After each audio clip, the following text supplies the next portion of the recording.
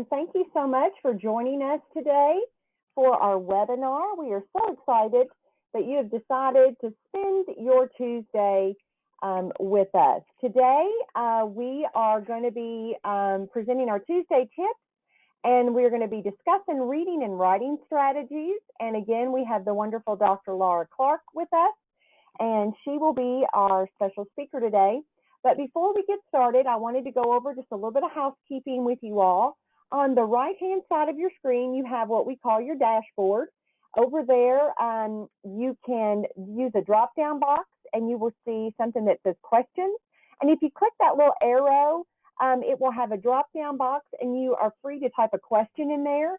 And we have Kelly and Michaela with us today, and they will be monitoring those questions and helping us with the with your all's questions today. I think I forgot to introduce myself. Sometimes I do that. I'm Stella Beard with Kentucky Spin, and we're very happy that you have joined us today. Also on the dashboard, you will see a drop-down box that says handouts. Dr. Clark's PowerPoint is included in that. And then if you don't want to download it right now, we will be sending a follow-up email later this afternoon that will have the PowerPoint also included in that. But I want to tell you a little bit about Kentucky Spin before I turn it over to Dr. Clark. Kentucky Spin is a special parent involvement network, and we are the Parent Training and Information Center for the state of Kentucky. And we're funded by the U.S. Department of Education, and we're actually mandated under the Individuals with Disability Education Act. And we have been the Parent Training and Information Center since 1988, actually when Kentucky first received the Parent Training and Information Center grant, or the PTI grant. We did just recently get funded again for another 5 years. So we're very, very excited that we get to continue to provide training and information and support for children, youth, and families with all types of disabilities birth through age 26. So we're so happy that we still get to continue to serve families in Kentucky. What we do not do, though, is we do not act as attorneys, but we empower families to effectively advocate for their children, and we provide that peer support. So all of our staff, our consultants, are all either parents who have a child with an intellectual developmental disability, or are a sibling, or have a disability themselves. So we are very excited to be able to provide those services. And we always show this slide. Together we can accomplish great things for our children, but none of us have all the answers, and we're all working through this pandemic and adjusting as we go. And I'm sure, like most of you, at least myself, I never dreamed that we would still be dealing with this right now into the winter. But we are. So we have to adjust, and we have to provide the best care and services for our kids and families through this very difficult time. I do believe Dr. Clark has posted. I'm going to put it in the question box. She has given us the link to our PowerPoint. Let me see if I can do that. I'll do that in just a second. Or Dr. Clark, you can put it in the question box, because I don't believe they might not be able to see it in the chat box. Well, without further ado, I am going to pass this over to Dr. Clark and let her introduce herself. But if Dr. Clark, while I'm changing that over to you, you can go on and introduce yourself and get started a little bit. Wonderful. Thank you guys so much for having me today. I always love sharing with Kentucky Spin, a group that's near and dear to my own heart. As you can see here on the slide, here are my 4 fantastic children. Catherine is our oldest, and our second child is Dan. And Dan has a diagnosis of autism and epilepsy, and received IDEA services throughout, starting with an IFSP in preschool, all the way through until he aged out at age 21. So I'm going to share some ideas for supporting our children with reading and writing. I'll also be throwing in a few bonus math ideas, and my colleague Kim Snowball, I think later on in the month, will be sharing some specific math strategies. But if you have any questions along the way, or ideas to add to what I'm sharing, please throw those in the question box, and Stella will stop me as I go, and I'm happy to answer those. I'm going to be doing kind of some interactive features or some show and tell, maybe is a better way to describe that today in our session. And so I will be sharing the links for everything that I'm showing, but if there's anything you'd like to know more about, I've got my email and Twitter handle at the end of the presentation. You can also find me on Facebook, on Instagram, reach out any way that's convenient for you. So we're going to chat about some reading and writing strategies, and really are going to be looking at Clark, things that I we hate to can. interrupt. Sorry to interrupt you. Can you put it in slide presentation? I can. I'll be popping in and out of slide presentation to go to websites. So if at any time you don't see what I'm describing, if you'll let me know so that I can make sure I that sure you're seeing the will. right stuff. Sure will. Perfect. Perfect. So one thing we've been doing a lot with students is building a lot of new slides for learning. And I'm sure that hopefully your students, teachers are doing the same kind of thing. This lets us really personalize the learning and is really also something wonderful for kids to do. So here I've got my winter scene all ready to go. And if you haven't been following the hashtag Better Together, and that's one we've definitely been using, the more we can partner together, the better our kids will be able to learn. So I'm going to focus on just strategies and tips that we can use at home, and I'll also be sharing some behavior supports along the way, because if your house is like my house, and whether your child has an identified disability or not, there are always times in our lives, I find, that we have reluctant readers. Right now, I have a 3rd grader and an 8th grader, and while they don't have identified disabilities, they definitely need some behavior supports often to complete the reading and writing strategies tools. And right now, as we're doing remote learning, they're struggling with kind of the boundaries of when learning happens and doesn't happen. So we've been doing lots of incentivizing that learning here at home. Sometimes people will ask me questions about providing incentives, and they'll say something like, I think kids should just be motivated to do the work and to learn. Like that should be its own reward. And my answer to that is this. If you think about it in adult terms, like I really do love my job. I love presenting here and all the different things I do. But the reality is, if I did not get a paycheck, I probably would not do a tenth of what I do in my job right now, right? Like I would do some of it as a volunteer, but I wouldn't do all of it. I get a paycheck and that incentivizes me to work.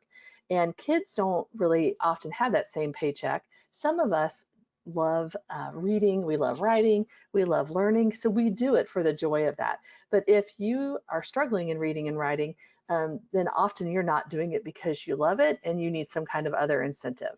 So at home, I really don't like doing the dishes, and I've incentivized myself in all different ways to do the dishes consistently, because otherwise, the house stinks, right? So I have all kinds of tips that I use personally. Some of them involve dark chocolate that I hide in a box of food my kids no longer eat in the counter, and it's just for me, right? That's my incentive. Finish the dishes, get a piece of chocolate. Sometimes I give myself a break and I buy paper plates. I understand they're not great for the environment, but sometimes I just need a break. And I think a lot of times our kids are the same way. Adding an incentive to make that task palatable, and sometimes just giving a break, whether that's a different kind of fun activity or just a real actual break, is important.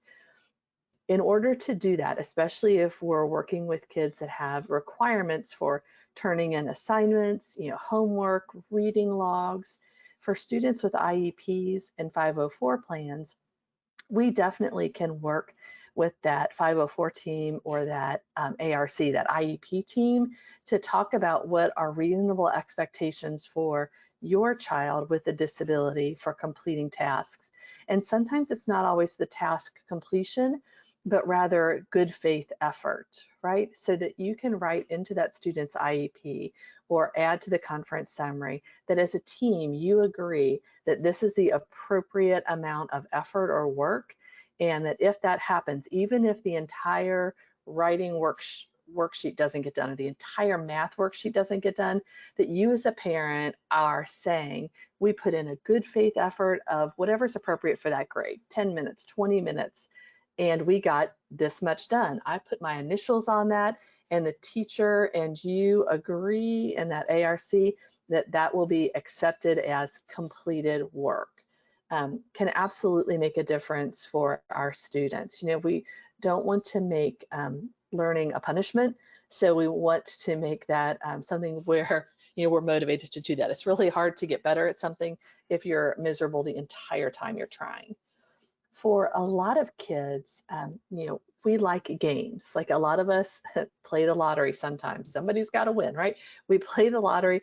I haven't won yet. My husband and I, you know, play the lottery once a month, but we've done it for our entire marriage. It's been 20 years. We have not yet won. Are we going to play again next month? Probably, because again, somebody might win. And it's the same way sometimes with our reading and writing, those tasks that are hard for our kids. Making it fun, making it lottery system-like can make a huge difference. So this is what we've done at my house, because my third grader is struggling with reading. She is an online learner right now, so she's spending a lot of time in her iPad, but we still have her Wonders book that we need to be reading, and she's saying to me, it's not on my reading list, but she needs this because her reading fluency isn't at grade level. We looked at her STAR report, she's behind, so we need to catch her up. So I'm requiring, as a parent, we do some Wonders reading, and I'll just be honest, between you and me, it's been a little miserable. So we've been incentivizing her. The game board you see as a background, I have that printed out, and for every 5 minutes that we read, yes, just 5, and we move forward on the game board. When we get to the finish on the game board, I went to the magical land called the Dollar Tree, and I buy these for every season. So this one is the Christmas one, and it's just a clear 10.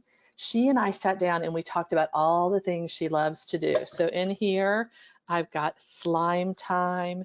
I have 10 minutes of free technology where she can play any game she wants. An extra 5 minutes she can stay up late instead of going to bed early. So we've got new markers, you know, all of the fun stuff that are in my magical jar, and those are all in there. So when we get to the finish, she gets to open up the magic jar, and she gets to decide. And I just realized, Stella, I wasn't even sharing my webcam, so I apologize. Let me do that again. Magical jar, it's got a lid. We shake it up, Dollar Tree magic. I've got all these little pieces of paper, and they have the rewards on them that we agreed to, and then we hold it up high. When we get to the finish, she picks one, and it's very exciting what's going to come out, and then we do that, and then we start all over again. So we usually get through 15 minutes of reading is like the max. So she gets 3 spots in a day. And then if she's really motivated to get something magical, we might read a little bit more. We read out of Wonders for at least 2 spots, so that's 10 minutes.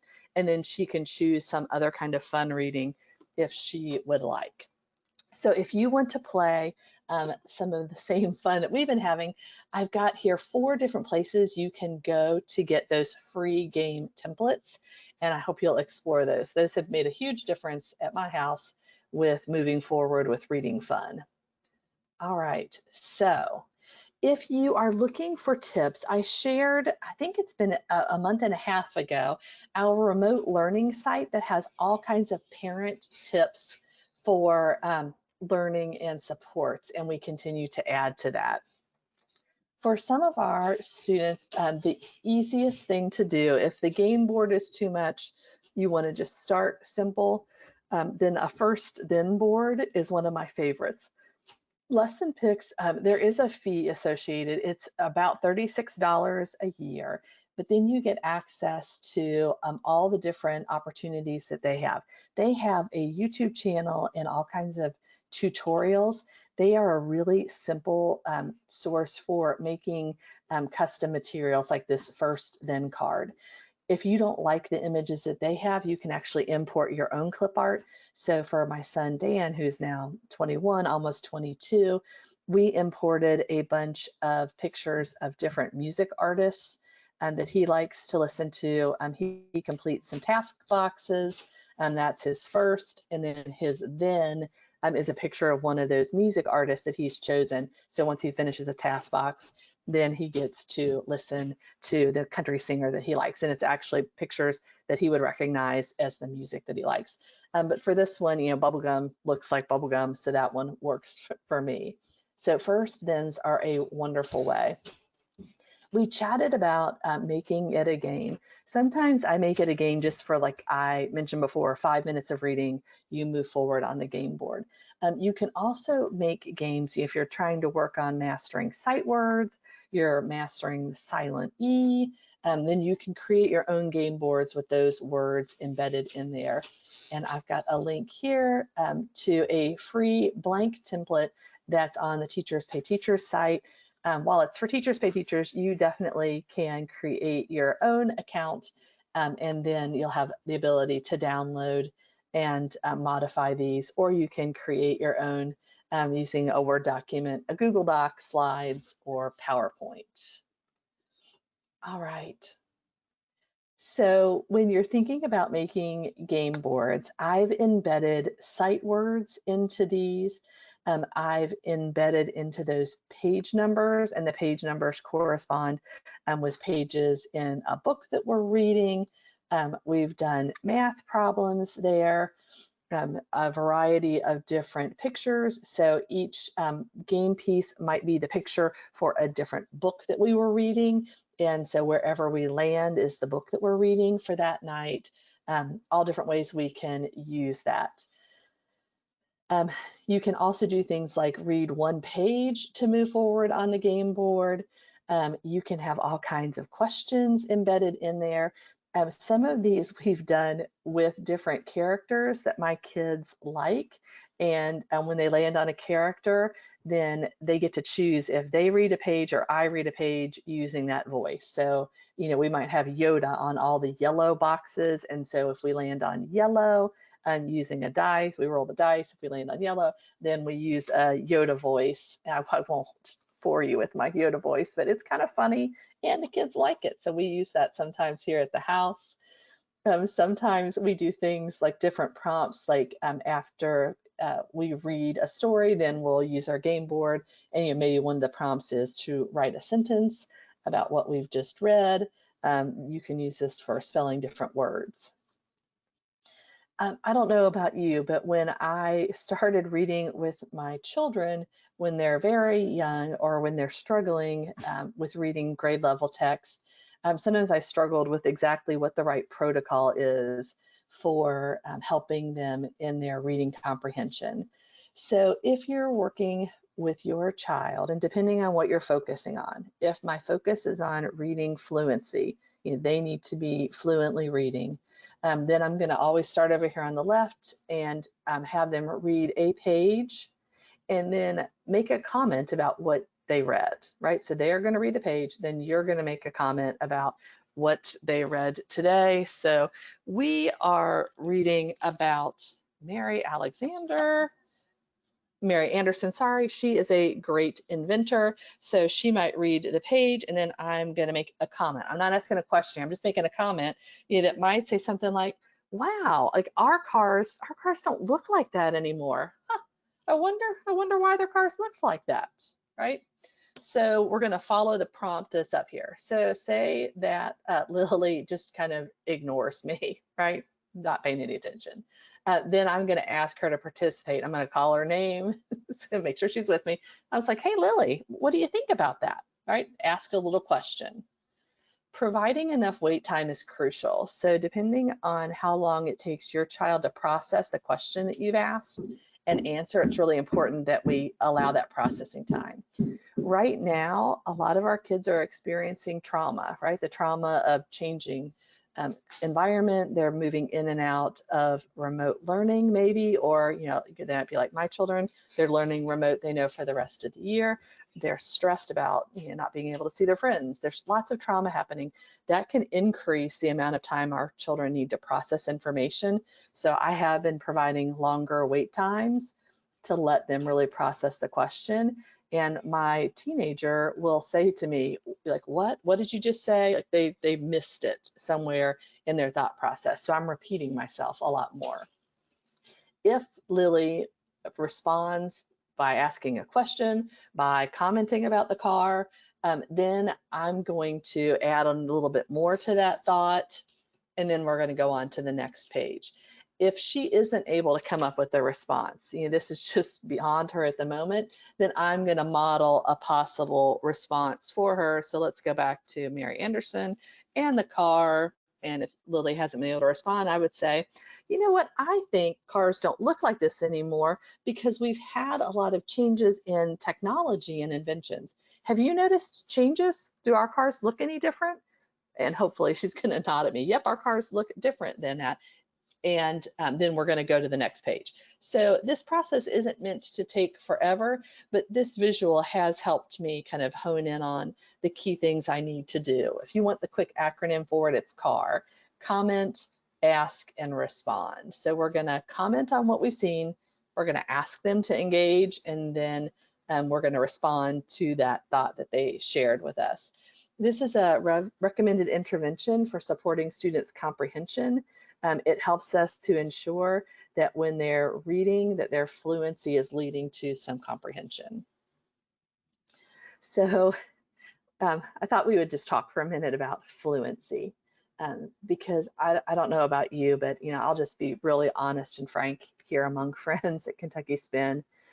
When readers are first beginning to read, listening to them start to sound out words and to move to fluency, where they're moving at about a turtle pace, it's painful. I will say, my husband and I both will tell you, like, your jaw gets a little clenched, like, oh my word, I read so much faster than that. And listening to them process and sound out words, sometimes there's frustration and tears, and sometimes they've taken time to sound out an entire page.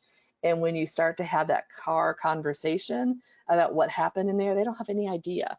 All their cognitive processing was just on trying to decode those words, and they have no idea what happened in that page.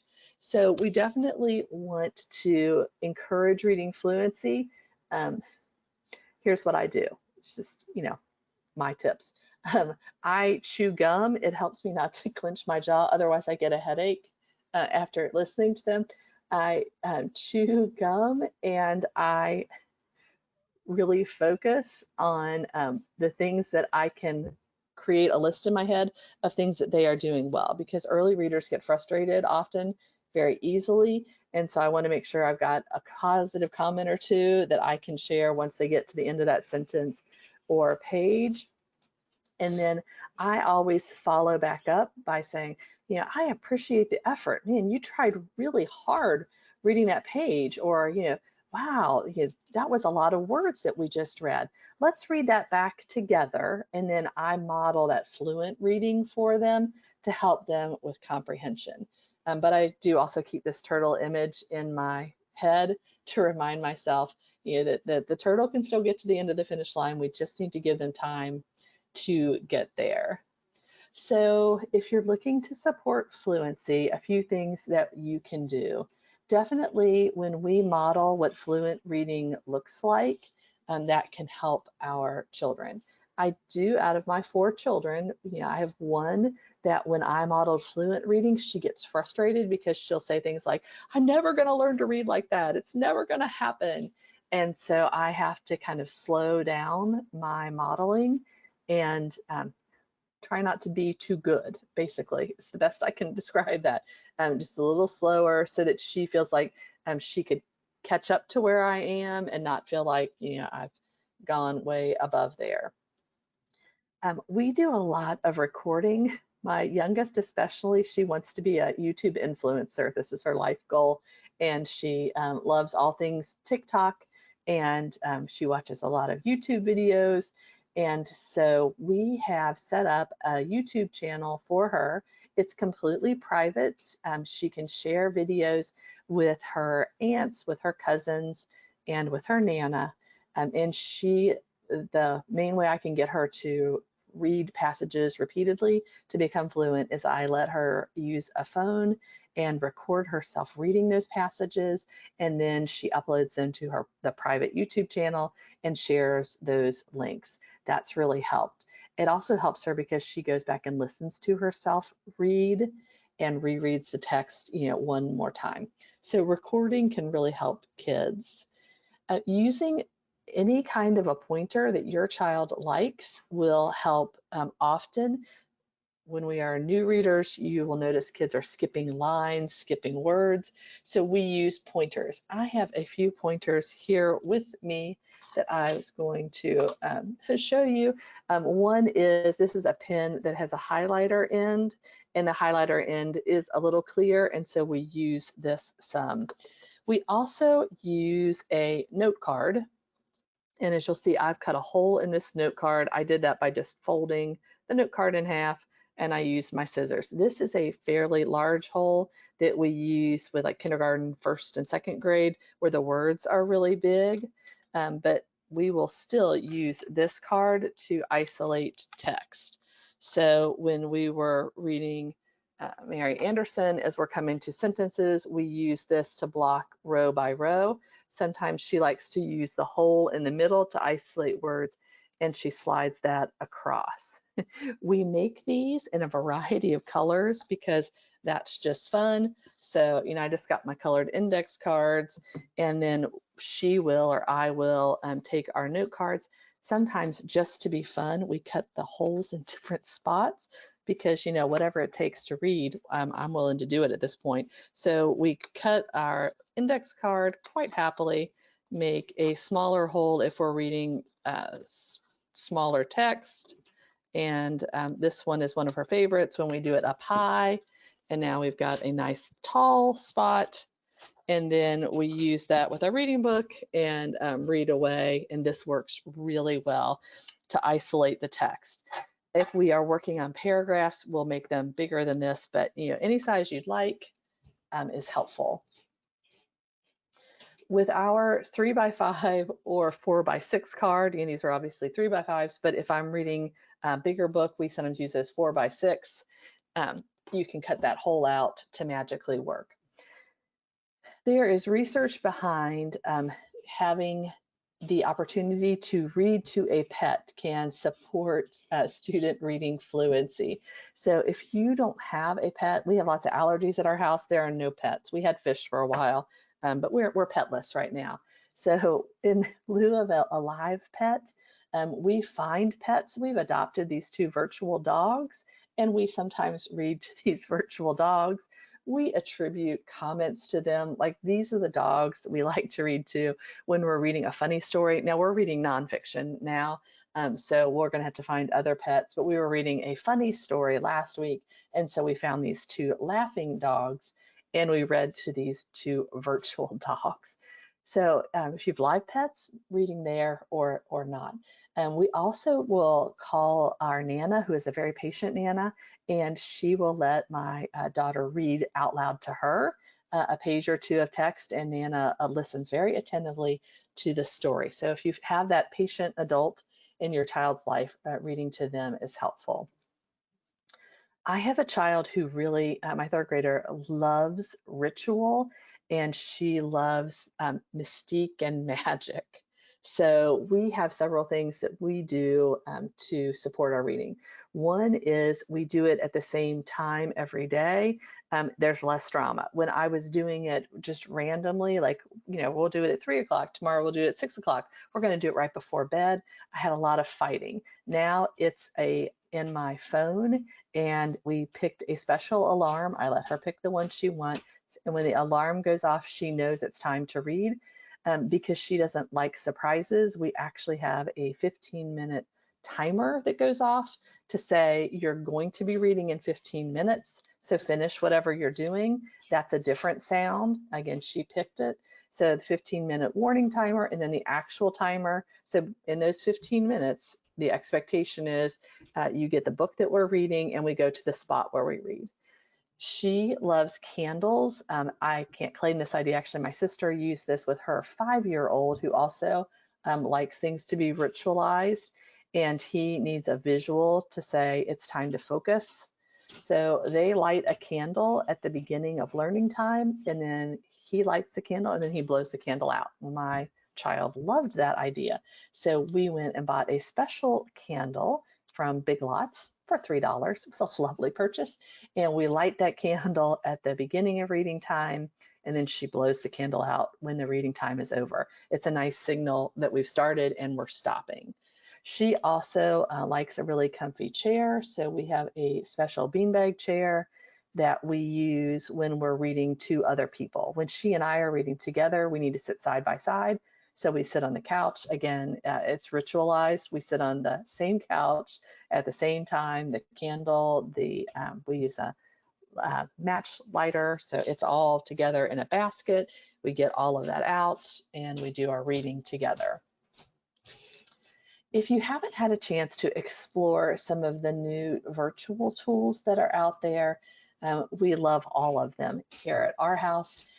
We use the Libby app. Some libraries have the Overdrive app, but that's free from your library, and you can find books that are books that your child will read or that will be read out loud to them. We love the Junie B. Jones series, and when we're talking about building reading fluency, often you get that fluency by rereading the same text over and over again. So we bought the actual Junie B. Jones books, and then we listened to the Junie B. Jones books on our Libby app and follow along in the book. And so far we've listened to the same 2 books. She listens to them before she goes to bed. And one of the books she's listened to 10 times now. I really would not have had the patience to read it out loud 10 times, but Libby doesn't seem to mind. She reads it over and over again. So 10 times for one book, and I think 7 times for one of her other favorite books. But that really builds that reading fluency over time. So you might want to check out the Libby app. All of our Kentucky libraries use Libby or some version of the Kentucky Library Unbound, and the librarians are wonderful. If you haven't had a chance to ever download those and find that to be frustrating, our librarian helped me do it the first time, and I'm sure that your librarians will be happy to help you. You can download them on Google devices, Apple devices. We've downloaded them on our Kindles and use them on our computers, so they're super accessible. There are also lots of fantastic sites that you can go to hear books being read out loud.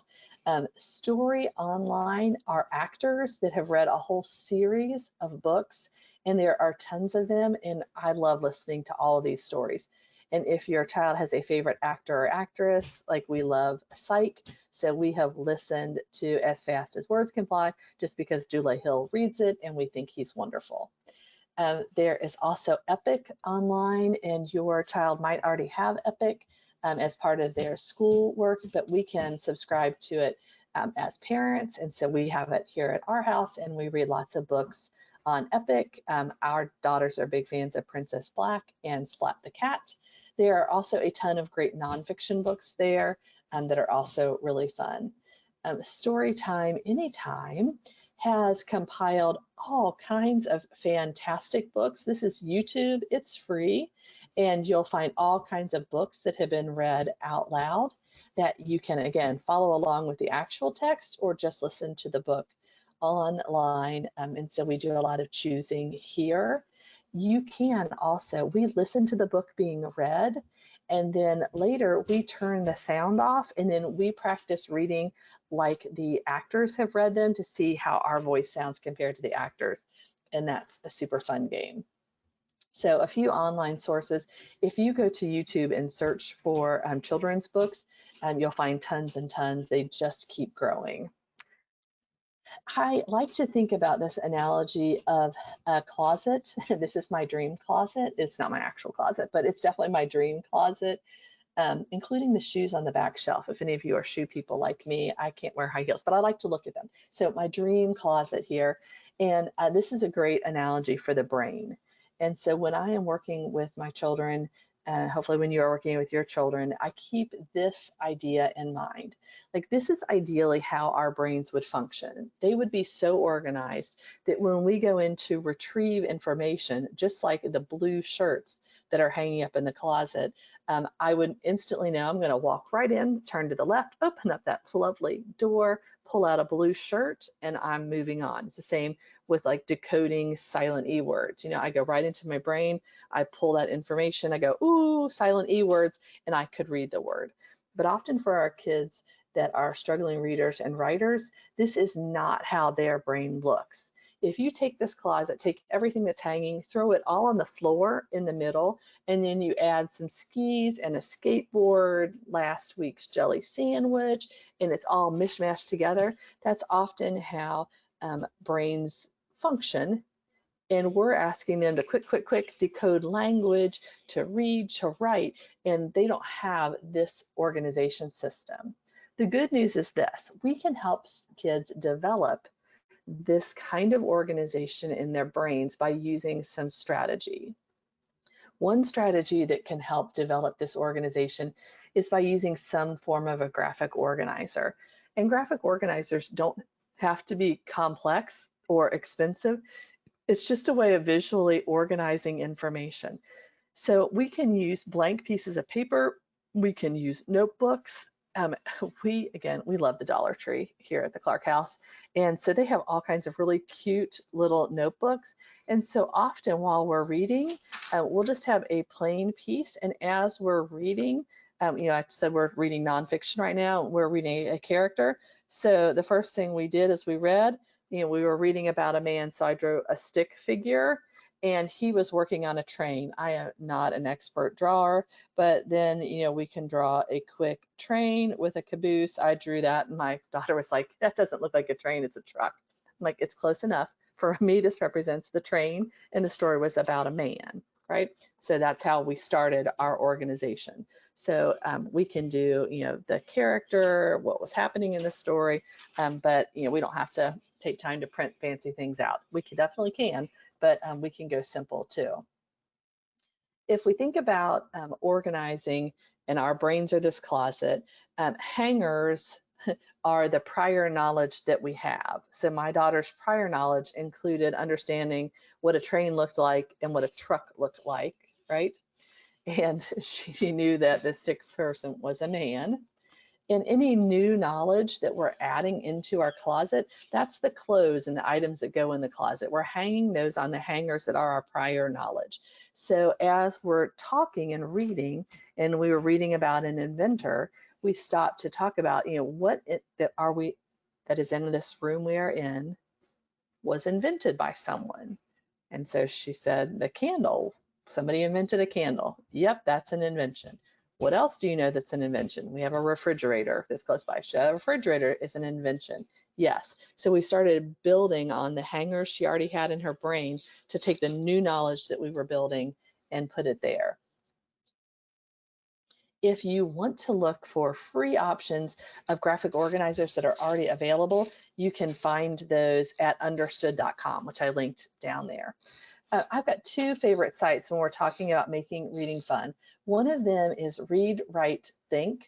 This site is like 9 million resources deep, but I go to this parent and after school resources. It's divided by grades. So, if you have a high school student and you're working on some reading strategies, there are games and tools like creating a graphic map. There are other activities that you can do in printouts specific to reading and writing. If you go down to the younger grades, you'll see all kinds of tools, activities. I often check out the printouts and check out the games and tools. And the games and tools, they have things like the Comic Creator. They have a whole series of online tools that you can use that often are very motivating. So there is a sample comic strip that you can use. So, if we're reading the story about Mary Anderson, we could print out a sample comic strip and kind of turn that story into a comic strip as we go. So lots and lots of great ideas at Read, Write, Think. The other site that I use personally a lot as a parent is Reading Rockets. They have all kinds of great tips for us as parents for supporting building those reading skills, and then just all kinds of videos and resources to help us support reading. So if you want to dive deep, I would encourage you to check out Reading Rockets. When we're working with our children and they are struggling with reading or writing, often I think about this ladder image. And a lot of our tasks are set up like the task on the right, where we want to be fluent readers, we want to have great comprehension, and those are big tasks. So my ultimate goal is to build ladders on the left out of those learning activities. So breaking things down, if the homework assignment is to write 5 sentences, man, that's a right ladder activity, right? If I break that down though into really small pieces, my kid is a checklist kid, so these pads work perfectly. So we've got to write 5 sentences. Well, let's just break that down. We have to pick a topic, so that's the first activity, and so we'll write that word down. And then we have to do each sentence, and so I'm just going to make a list here. It says sentence 1, and then I'm going to do sentence 2, and she has check boxes. Sometimes that's motivating enough. Sometimes she's almost in tears or she's already crying, and she says, I can't do that. And so I said, well, let's just do this much, and then I'm going to put a box around those. And once we finish those, then we're going to get to do a Go Noodle. And Go Noodles are motivating here at our house, and we'll do a Go Noodle, okay? And so, or we'll get a piece of gum, or we'll blow bubbles. We'll do something fun. Okay, so they've got to get down to sentence 5. So we're going to put those last 2 sentences there for, I forgot one more. That's actually 3 more activities. And so then we'll negotiate for, okay, we got those 3 more activities we need to do. So how about for those 2 sentences, how about if I write those? So, okay, I'll write those. And then for the last one, you're going to write those. But when you're done with that, then, what do you want to be your prize? You want a hot chocolate? Sure, hot chocolate it is. And so we'll write that down on our magic organizer. So breaking those things down into smaller steps can often really help. Empower our children to know they have some power in what's happening. They had the power to choose some rewards, and they have a visual that says exactly what's going to happen in that task. If you have a child like mine who really needs some outside motivation, I mentioned for mine, she wants to be a social media influencer, so I've really worked with her on building some social media supports in the areas of reading, because we're really trying to build her reading fluency. For kids that are writing, if they're writing on paper and pencil, we take lots of pictures of her artwork, and you can upload those also. So that can be a great help. I absolutely love this site called Really Good Stuff. They have a whole lot of free resources, and when you go to their free resources library, they have classroom tools, they have math help, they have reading help and writing help that you can use, and there are all kinds of great tools there. But in addition to those great tools, they have a whole section for, sometimes are really low cost. They call them their special needs tools, but lots of these tools, if you don't want to purchase them, you can kind of make your own. So if we are doing a writing task, that's homework, and I need to help, we've made this green, yellow, red system at our house so that she knows. I sit next to her and do my own work, but if she's working fine and she flips to the yellow, then I know that she wants me to just gaze lovingly at her and affirm she's doing a good job. You got it. You got this task. And then red means like, I absolutely need you to help me finish this. So lots of great resources at Really Good Stuff. If you've never seen the Tubaloos, we made our own out of a PVC pipe. But these give you auditory feedback, and it's kind of like, for those of us that are old school, listening into a phone, it's reading into a phone. So I'm reading out loud, and I get that feedback through the Tuvalu. So pretty entertaining stuff. Lots of great resources there. If you're thinking about like a few things that are really helpful, we found the Tuvalu to be really helpful with reading fluency. I have kids that like to move a lot, so the bouncy band was really helpful at our house. We also have a big exercise ball that we sit on sometimes, and we have a few chairs that are rolly chairs that the kids will roll and spin. I can't read and spin, but my kids can. If you want to go a little higher tech than my cutout paper, the EasyC reader strips are really helpful, and these are kind of highlighter tape. So this one is yellow. They also make them in blue. They also sell highlighter tape that is removable and that you can get in a variety of colors, and we have sometimes used those, and that's kind of fun to put the tape down, read the sentence, then move it, and read the next sentence. We have used these Martian pointing fingers. You can get a lot of these at Halloween time, or different kinds of pointy fingers to follow along and track as you are reading.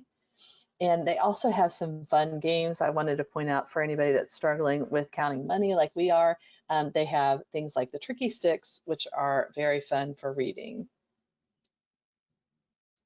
I mentioned that the Dollar Tree is one of our best friends here at the Clark House. We definitely love our Dollar Tree, and here are a few things that we have at the house. So we have the dry erase paddles. We also have these chalkboards. The way we use them when we are reading is if we come to a word and she's struggling with decoding that, I'll write that on the paddle board so that we can practice it later. I'll also use the chalkboards to draw the same characters. If I'm trying to mix up what I'm doing here, sometimes we draw them on the chalkboards, and then the reverse of that is if I'm modeling fluent reading, then she is drawing on the chalkboard the big ideas so that we can talk about that. We like the special moments letter boards, and we use those for words that we're working on. So like when we were working on silent E words, and we thought of a bunch of silent E words and we built them on the boards. We've used the classroom finger pointers and this star word swatters for when we're reading to each other. We still, younger grades like to be the teacher or be in charge, and so these two are kind of our talking sticks. And then the dry erase foam blocks we've used again for sight words, also for different activities that we might do. And we've also used the whole voice idea, read like a robot, read like a train engine, read with different voices on those dry erase foam boards. We found at our house that when we have the same consistent structure, so we've got the candle, we've got the timer set, but we still provide some creativity and fun within our world. So here is one thing that we do. We're reading about inventors right now. And so what we've done is we've built a set of Google Slides, and I thought I'd give you just a really, really quick tutorial of what that might look like. So if you have access, which you can for free, you get a free Gmail account, and that will give you access to a Google Drive. This is the equivalent of PowerPoint called Google Slides. They have some great add-ons here, and I'm happy to share more about that later if you'd like. But one of the add-ons I have is called Unsplash Images. So I'm going to click here on Insert an Unsplash Photo. And so we're reading about inventors. So I might type in the word computer or train and choose a train with my child. So she's going to sit with me and she's going to say, oh, like I really like this train. This looks like a bullet train. So I can say, great. When you click on the train, it's going to magically in a few minutes hopefully appear here on my slide. And it will, if you're using the Unsplash images, it will fill the entire slide. Sometimes it isn't exactly perfectly proportioned, and you can fix that by clicking on the crop image, and it will let you scoot that picture up and down so you can recrop that. Or say you love this, but you really don't want it to be the whole slide, then if you click on the picture, you can resize it to be smaller, but I usually like them to be great big.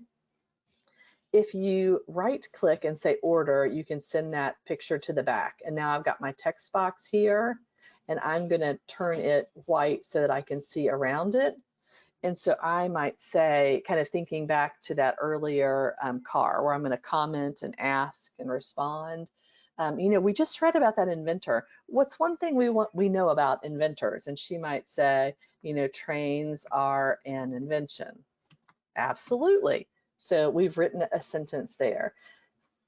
Some teachers, if you either negotiate this as part of your IEP meeting or you just as part of your regular instruction with your teacher, and they give a writing assignment, you can ask, can we create that using Google Slides? And rather than do a paper pencil task that might be really stressful, a lot of times for any child, but for children with disabilities, pulling in an image first and then reflecting on that image is easier than just writing, out of our heads. Again, that whole closet analogy. I'm pulling in a hanger with which to pull in my writing. So we use this a lot to do writing. The other thing that you can do, I'm going to make a new magical slide. Again, with my add-ons, if you click on add on some icons, these are all wonderful visuals that you can add. And the icons that I am adding on, you can also go to their website called Flat Icons, and they have all kinds of great visuals. So, say we're learning about, again, trains. Click on a train and it's going to pull up all kinds of trains. If it's got a little crown by it, it's for a fee, but I'm going to do a free train here and pull that in and insert it into my picture. And then again, I've got a visual with which I can write about. So we do a lot with flat icons and a lot with unsplash images to really support our writing. So I hope that some of those tips were helpful. If you noticed up here, I had boxes that appeared magically, and this can really help early readers isolate. So if we're struggling with reading sentences and we want to build reading fluency, I can write a sentence here that I want, like, I can read this sentence, and I only want them to appear one at a time. I can do that for my early readers. So I'm going to go up here to the word transition, and you can add, if you'll notice, I've already added some transitions here that will allow things to appear one at a time. So if I click on this sentence and click on add animation, it's going to fade in slowly.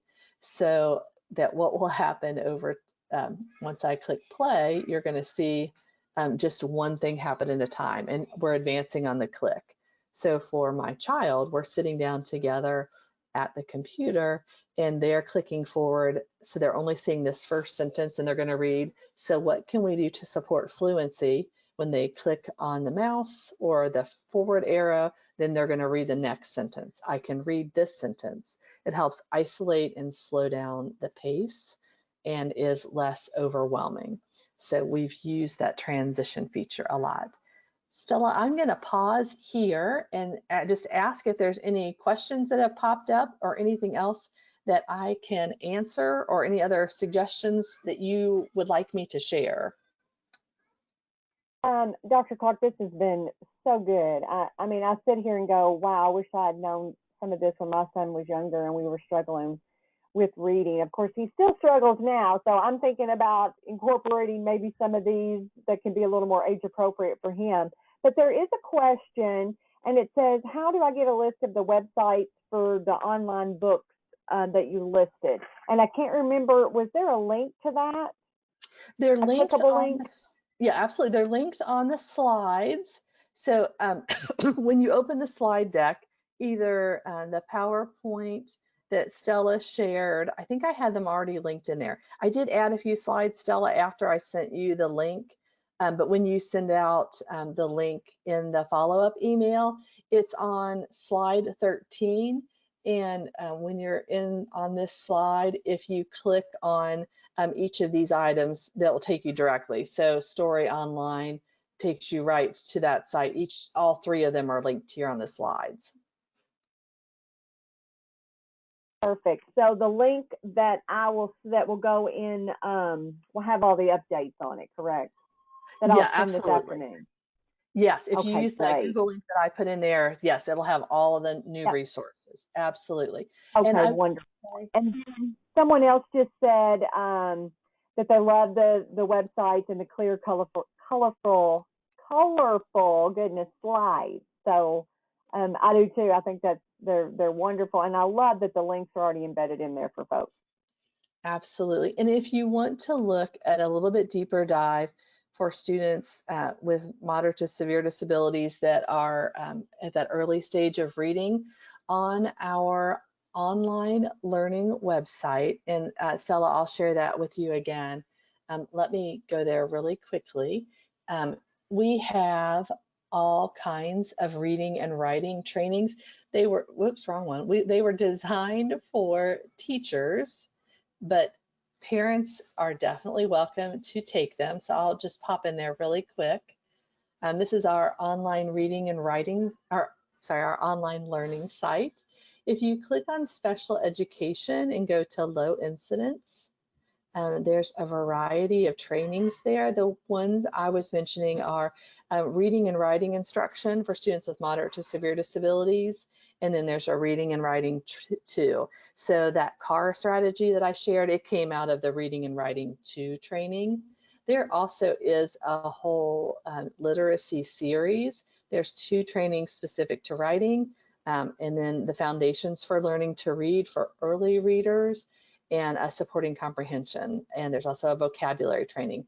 All the trainings that are on this site are free, and you're welcome to access them at any time that you would like. So lots of different trainings. There's also a ton of behavior supports if you're looking for some strategies to support behavior at home. Lots of training opportunities there.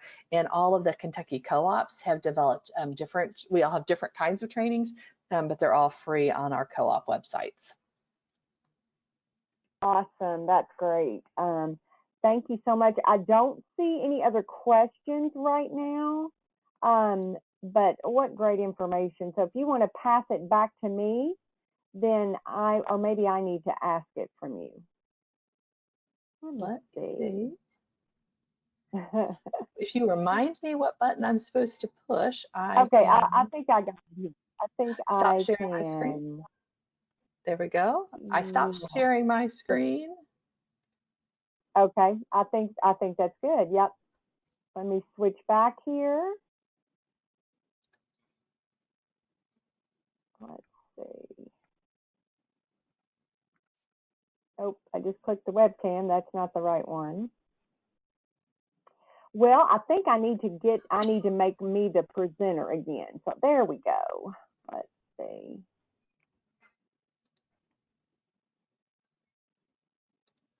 There we go. Now I think we're back to where we were. Wonderful. All right. Well, we just want to let you all know about our Tuesday tips that we do every Tuesday. And let me start it from this slide. Let's see. There we go.